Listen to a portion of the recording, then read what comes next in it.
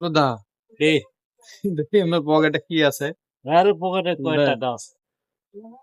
আরে শালা পকেটে ছিঁড়া দাদা, ছিঁড়ে কি করবো? ছিঁড়ে থাকলে অনেক পকেট সমস্যা। ছিঁড়া, পকেট ভরা টাকা।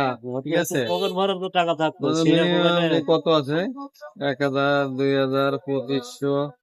দেখছেন ভাই, এর পকেটে 3000 টাকা আছে, কিন্তু পকেট কিন্তু ছিঁড়া।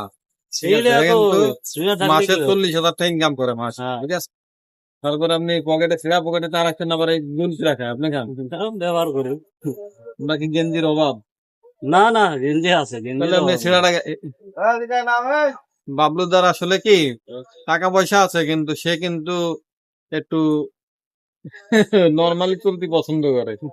মাসে 40,000 টাকা ইনকাম করে, বুঝছেন?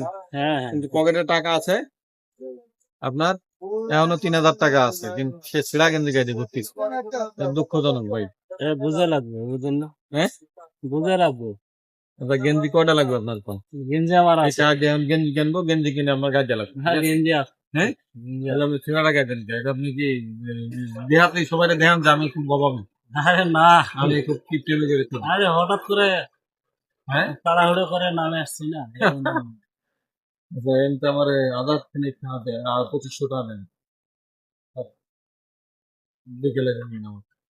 পাবেন, রাখেন। ভাই অনেক ফাজলামি করলাম। বাবলুদা একজন সাদা মনের মানুষ, সে অনেক ভালো মানুষ, চলে এইভাবেই। ঠিক আছে, কিন্তু মাসের বেতনটা কিন্তু 30 করে। ঠিক আছে, হুম, সবাই সবাই তার জন্য দোয়া করবেন। হ্যাঁ, খুবই সাদা মনের মানুষ। সবাই শেয়ার করে দিন।